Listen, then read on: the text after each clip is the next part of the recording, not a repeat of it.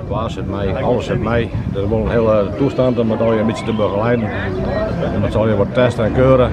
Maar ze horen het tot nu al heel goed hoor. Ze weten daar zelf wat het zegt. Desinfecteren, met afstand bewaren. Nou ja, het hele verhaal is elke dag op radio, op televisie.